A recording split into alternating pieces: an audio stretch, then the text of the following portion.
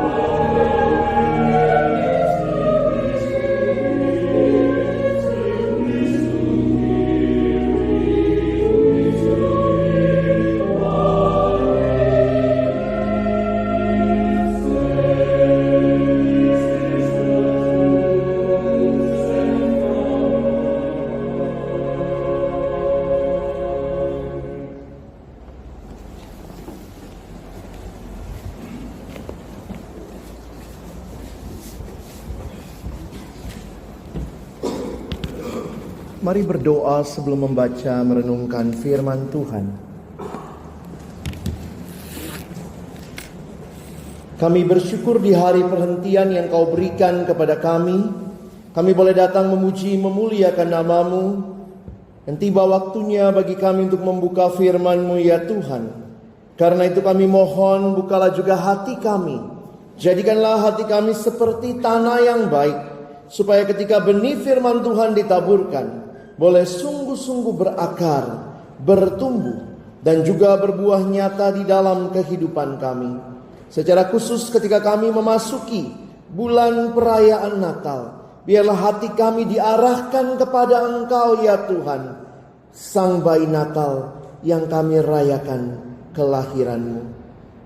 Menyerahkan waktu ke depan Tuhan yang memimpin kami sekalian, agar kami bukan hanya menjadi pendengar-pendengar firman yang setia, tapi mampukan dengan kuasa dari Roh-Mu yang kudus, kami dimampukan menjadi pelaku-pelaku firman-Mu di dalam kehidupan kami. Bersabdalah ya Tuhan, kami umat-Mu sedia mendengarnya. Di dalam satu nama yang kudus, nama yang berkuasa, nama Tuhan kami Yesus Kristus, Sang Firman yang hidup, kami menyerahkan pembacaan dan perenungan firman-Mu. Amin. Bersama-sama pagi hari ini kita akan merenungkan tema The Prodigal Christmas, Natal yang hilang. Pembacaan firman Tuhan dari Matius pasal yang kedua, di dalam ayat yang pertama hingga ayatnya yang ke-12. Mari kita membaca silih berganti Matius pasal yang kedua, di dalam ayat yang pertama sampai dengan ayatnya yang ke-12. Mari Bapak Ibu Saudara yang dikasihi Tuhan, jika sudah menemukan, kita membaca bagian ini bergantian. Saya mulai dengan ayat yang pertama. Mohon Bapak Ibu Saudara ayat yang kedua silih berganti hingga ayat yang ke-12. Orang-orang Majus dari timur. Sesudah Yesus dilahirkan di Bethlehem di tanah Yudea pada zaman Raja Herodes, datanglah orang-orang Majus dari timur ke Yerusalem.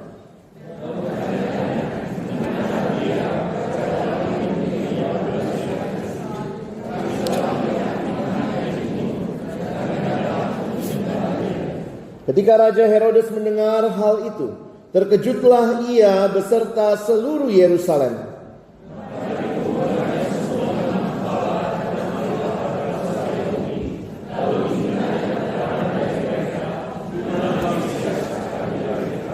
Mereka berkata kepadanya, di Bethlehem di tanah Yudea, karena demikianlah ada tertulis dalam kitab Nabi.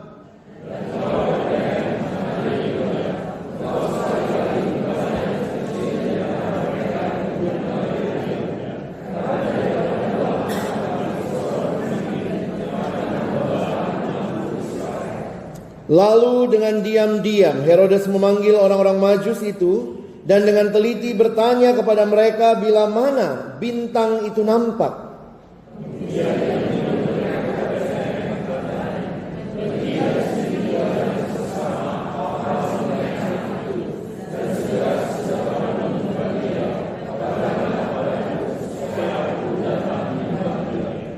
Setelah mendengar kata-kata raja itu, berangkatlah mereka, dan lihatlah bintang yang mereka lihat di timur itu mendahului mereka hingga tiba dan berhenti di atas tempat di mana anak itu berada.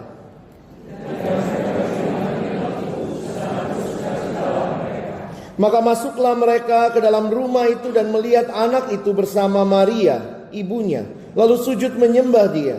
Mereka pun membuka tempat harta bendanya dan mempersembahkan persembahan kepadanya, yaitu emas, kemenyan, dan mur.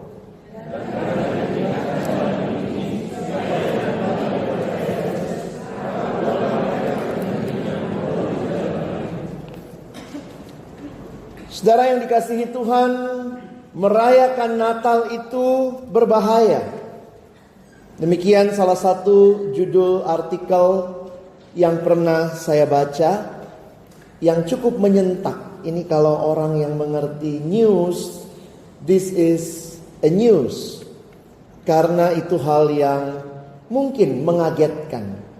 Merayakan Natal itu berbahaya. Mengapa kemudian penulis memberikan keterangan di dalam artikel dia? Di dalam tulisan itu bahwa banyak orang merayakan Natal, tetapi kehilangan esensi yang utama dari Natal.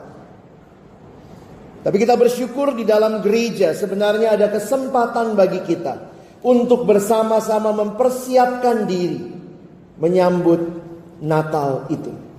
Kalender gerejawi dimulai dengan Minggu Advent yang pertama.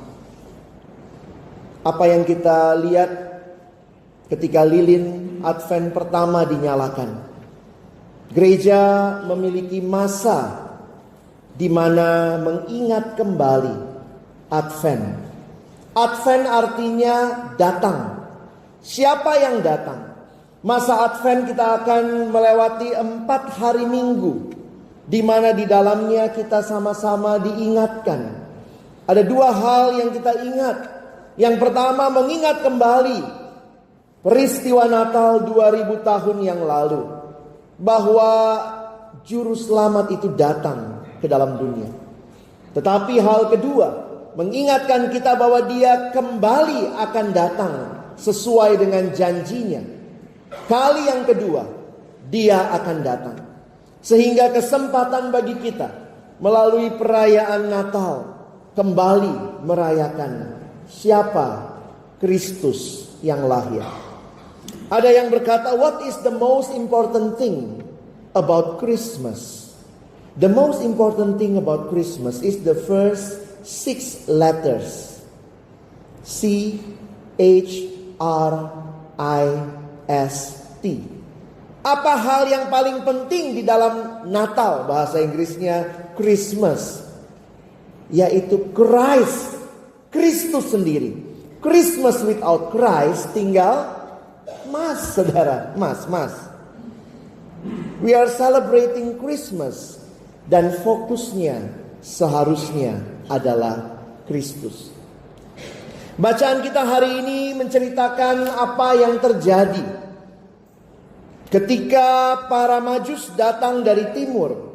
Saudara, ini perjalanan yang jauh bagi mereka.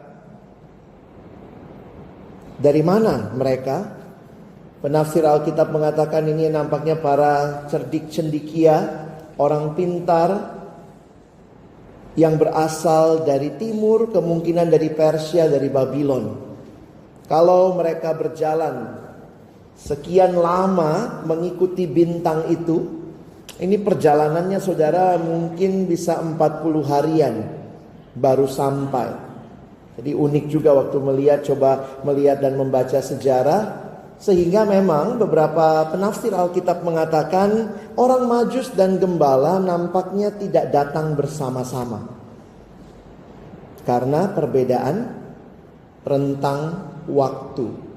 Mereka mengikuti bintang dari timur, sementara kalau kita perhatikan bahwa di dalam konteks gembala mereka datang persis di malam Natal.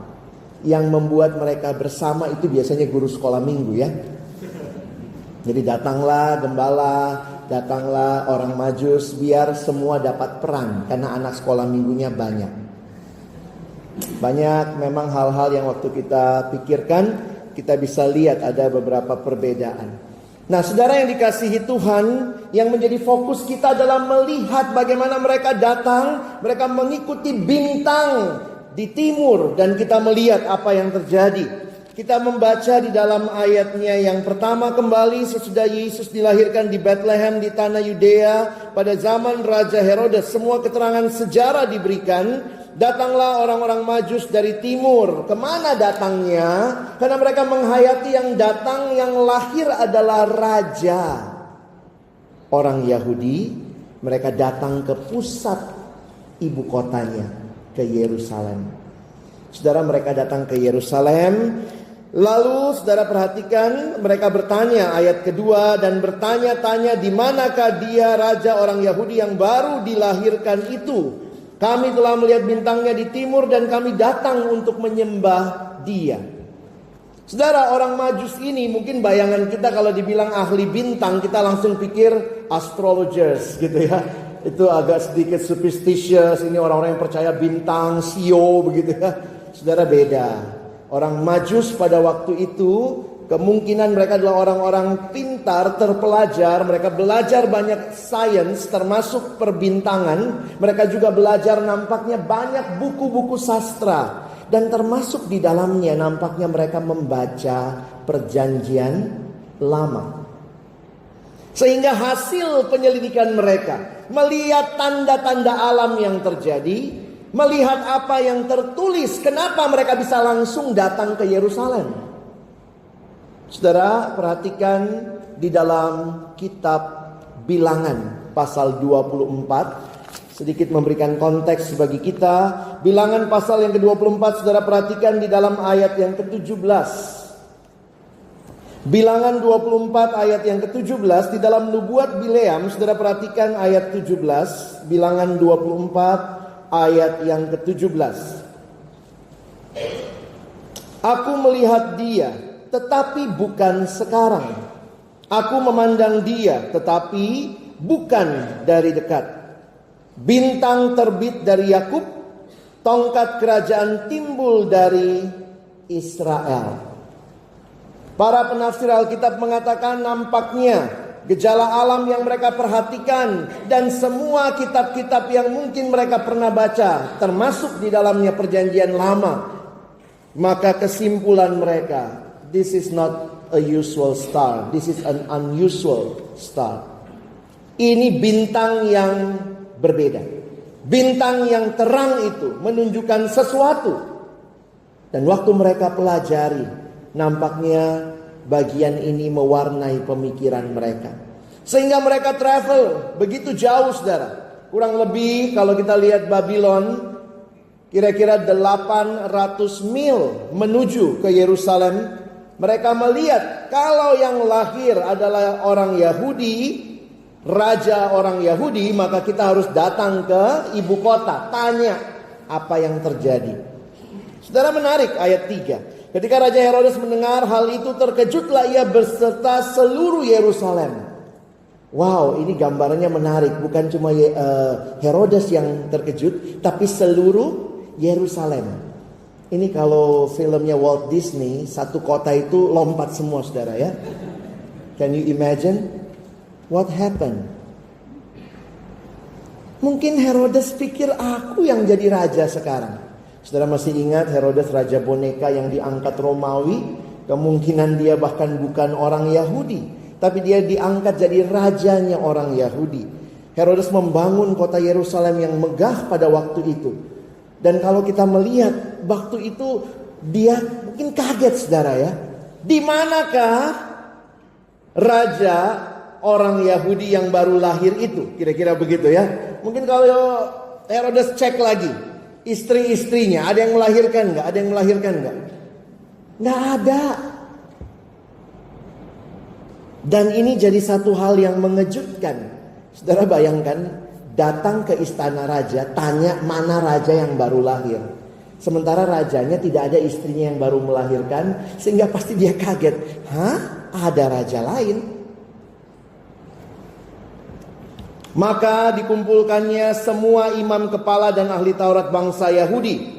Ini orang-orang Yahudi yang mengerti kitab suci, lalu dimintanya keterangan dari mereka di mana Mesias akan dilahirkan.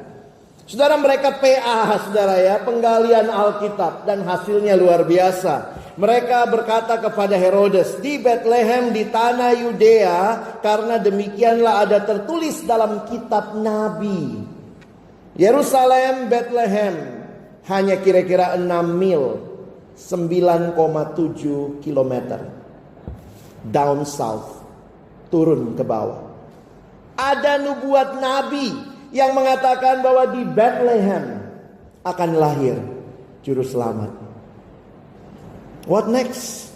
Saudara lihat, lalu ceritalah si Herodes panggil, saudara, ayat 7. Lalu dengan diam-diam Herodes memanggil orang-orang Majusi itu dengan teliti, bertanya kepada mereka bila mana bintang itu nampak. Kapan kamu mulai lihat bintang itu? Kemudian dia menyuruh mereka ke Bethlehem. Katanya, pergi, selidikilah dengan seksama hal-hal mengenai anak itu. Segera sesudah kamu menemukan dia, kabarkanlah kepadaku supaya aku pun datang menyembah dia. Wow. Dia kelihatannya sangat interest dengan raja yang baru lahir itu. Setelah mendengar kata-kata raja itu, berangkatlah mereka dan lihatlah bintang yang mereka lihat di timur itu mendahului mereka hingga tiba dan berhenti di atas tempat di mana anak itu berada. Saudara lihat respon mereka, orang Majus.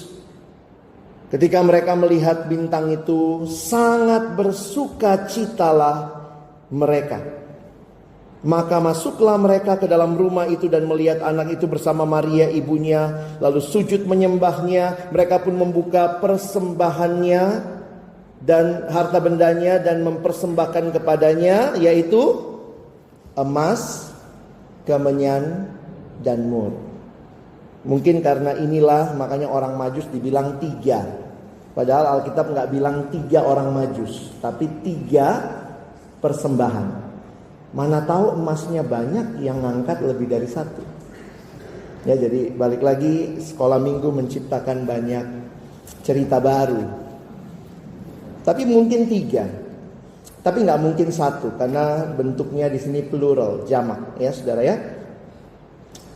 Jangan salah ya, yang dibawa emas kemenyan mur. Mentang-mentang sekarang lagi SEA Games, emas, perak, perunggu. Bukan saudara ya. Ada guru sekolah minggu cerita semangat sekali begitu ya. Mereka bawa emas, perak, dan perunggu. Ini bicara hal-hal yang luar biasa yang mereka persiapkan bagi sang raja yang lahir. Perhatikan ayat 12, dan mereka memperingatkan dalam mimpi.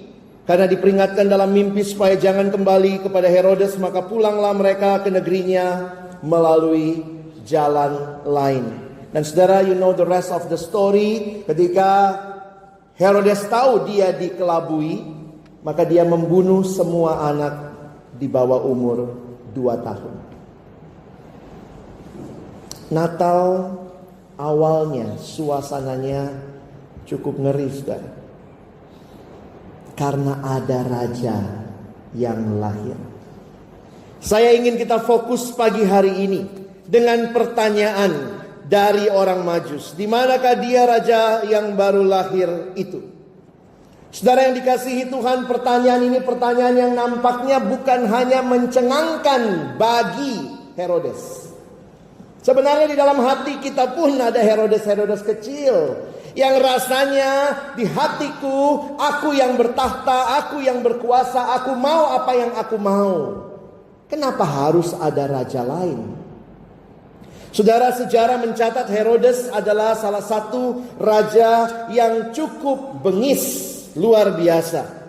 Di dalam satu buku yang saya baca, Herodes adalah keturunan Edom. Dia mencapai puncak kekuasaannya dengan dukungan Romawi. Ia menjadi raja yang ditempatkan di tanah Yudea, mengabdi kepada Kaisar Agustus. Apa yang dicatat tentang dia? Dia sangat mudah iri dengan calon-calon rivalnya. Siapapun yang nampaknya bisa mengganggu kedudukan dia sebagai raja, Herodes sangat iri. Sejarah mencatat Herodes membunuh ipar laki-lakinya, seorang imam besar yang lebih muda dan waktu itu lebih populer, dengan merekayasa kematiannya seolah-olah kecelakaan tenggelam di kolam yang dangkal. Siapapun yang nampaknya mengancam aku, habis. Ia juga bahkan membunuh salah satu istri favoritnya, namanya Mariamna, dengan mencekik dia dengan alasan istrinya selingkuh. Jadi kekejamannya luar biasa. Ia mengeksekusi hukuman mati kedua anaknya yang dituduh memberontak kepadanya. Dan 5 hari sebelum Herodes mati pun ia membunuh anaknya yang lain. Jadi ini raja yang tidak mau kedudukannya diganggu. Sehingga pertanyaan itu pasti sangat mengganggu. Di mana raja yang baru dilahirkan itu? Tidak mungkin ada 2 raja duduk di dalam satu tahta. Salah satunya harus turun. Dan disinilah perenungan kita pagi ini. Kalau betul Yesus yang datang itu adalah raja, maka saudara dan saya harus turun tahta. Kalau yang lahir itu raja, maka harusnya dia yang bertahta dan berkuasa. You and I, we need to step down. Sulit, saudara. Kita bilang, oh Herodes sulit, terancam. Tapi kita pun kalau sungguh-sungguh mau ikut Yesus, siapkah kita turun tahta? Bukan lagi apa yang aku mau. Hidup dalam dosa adalah hidup yang ciri utamanya adalah diri sendiri. Titiriri, saudara. Mati-matian untuk diri sendiri. Kenapa? Akulah segala-galanya, akulah rajanya, aku yang punya tahta. Jangan ada yang ganggu. Kalau saya mau lakukan ini, itu urusanku. Tapi kalau saudara dan saya mengakui ada raja lain dan dia raja yang berkuasa, maka saudara harus mengatakan, bukan yang aku mau, tapi apa yang rajaku mau. Saudara, perenungan ini menolong kita. Ketika saudara dan saya memasuki kembali masa menyambut Natal. Apakah Natal sudah jadi begitu dangkal buat kita? Natal hanya bicara diskon? Natal hanya bicara pesannya apa? Nastar atau kastengels? Natal bicaranya apa? Mau ikut perayaan Natal yang mana? Natal bicara apa? Souvenirnya apa? Acaranya apa? Dapat makan gak sesudahnya? Satu waktu saya pimpin acara Natal, lalu MC-nya begitu ya. Setelah semua khotbah selesai, lalu kemudian tiba acara perayaan, lalu dia bilang, baik saudara, kita tiba pada acara puncak kita malam hari ini, yaitu makan malam bersama. Wow, bukan khotbah saya puncaknya ya, makanannya saudara. What is all about Christmas? Sometimes Christmas is all about me. It's all about what I have, what I got. Apa yang aku mau, apa yang aku mesti dapat, apa yang aku mesti punyai. But Christmas is about the King. The one and only King. Raja yang sejati, yang harusnya ketika dia hadir, maka saudara dan saya akan berkata, bukan apa yang aku mau Tuhan, tapi apa yang kau mau. Bukan apa yang aku pingin Tuhan, tapi apa yang kau inginkan. Kalau Natal tidak membawa perubahan hidup, sebenarnya belum pernah ada Natal yang sejati. Kalau Natal hanya membawa perubahan berat badan, udah susah ngancing semua. Kenapa? Bulan-bulan makan gratis, banyak makanan, banyak perayaan, tapi Natal kehilangan esensinya. Saudara yang dikasihi Tuhan, pagi hari ini biarlah pertanyaan ini yang saudara bawa ketika saudara menyiapkan diri menyambut Natal. Di mana raja itu? Sudahkah dia bertakhta di hati saudara? Sudahkah kita buka pintu hati kita supaya sang raja tinggal dan memerintah? Dan bagaimana seharusnya respon kita?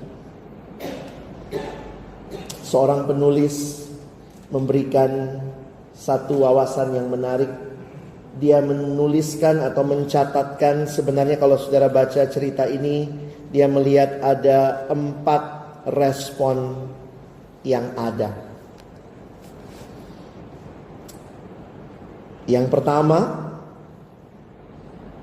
ketika kelahiran juru selamat itu, dia berkata, the creation responded by putting a miraculous star in the heavens to tell the world a king had been born.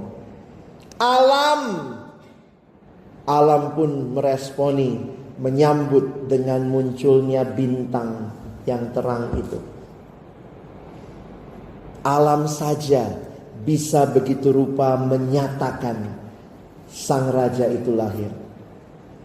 Yang kedua saudara, responnya bisa jadi kayak Herodes. Apa responnya? Ketakutan saudara. Tahtaku terancam. Makanya saya bilang tadi ya, Natal itu berbahaya saudara. Saudara rayakan Natal, saudara harus rela turun tahta. Bahaya, kita gak mau. Kita mungkin juga masih punya Herodes kecil di hati kita. Aku rajanya. No way, saya rajanya. It's my life. Herodes ketakutan. Respon yang ketiga yang menarik adalah respon dari para ahli Taurat. Saudara, kenapa saya bilang menarik? Mereka tahu di mana raja itu lahir. Hanya kurang lebih 9,7 km down south di selatan. Di situ letaknya Bethlehem. Tapi mereka tidak datang kepada dia. Ngeri saudara ya. Mungkin saudara tahu banyak dari Alkitab. Rajin ke gereja. Tapi saudara tidak sungguh-sungguh kenal dan menyembah raja itu. Saudara dan saya mungkin harus terus bertanya, sudahkah hidup saya mengalami perubahan karena raja yang lahir itu? Jangan-jangan kita setiap minggu ke gereja tapi tidak berubah, masih pemarah di rumah, masih tukang pukul kepada istri anak, masih belum berubah, masih senang dengan judi, masih senang dengan semua keduniawian. Mungkin saudara seperti ahli Taurat ini, tahu semua. Apa yang gak tahu? Mesias lahir di mana juga tahu.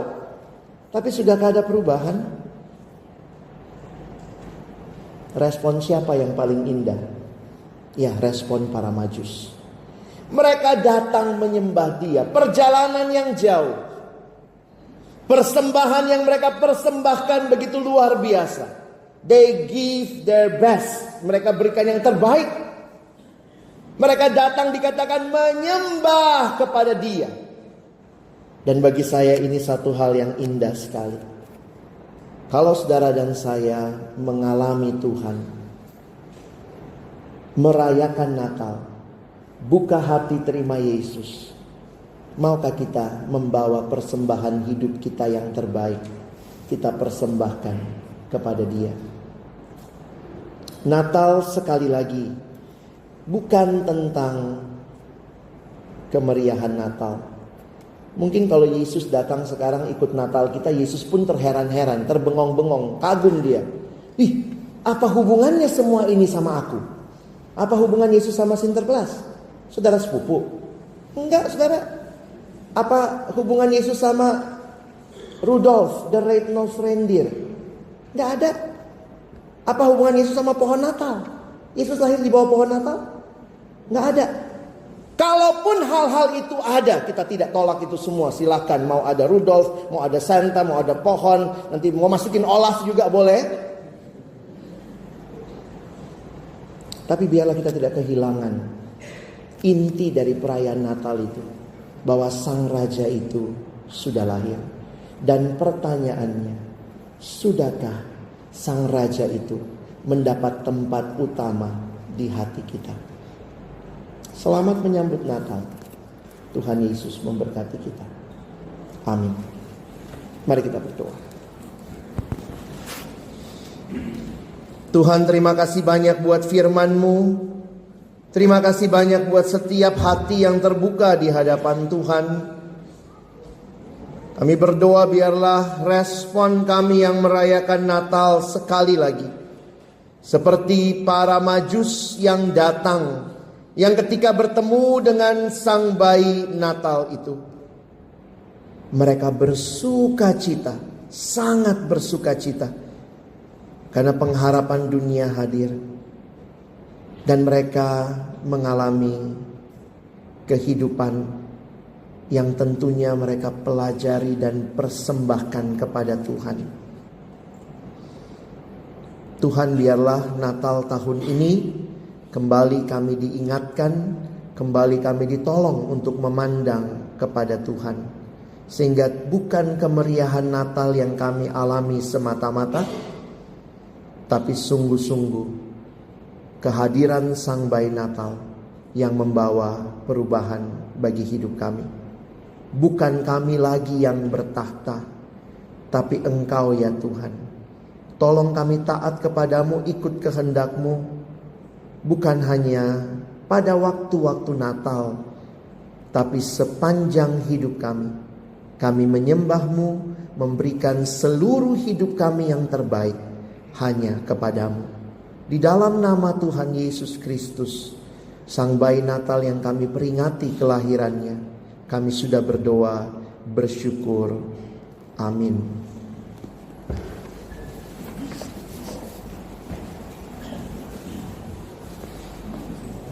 Dari juga mendengarkan firman Tuhan dikatakan pada pagi hari ini, dan kini saatnya kita meresponnya. Firman yang telah kita dengar dengan membawa persembahan kita yang terbaik bagi Tuhan.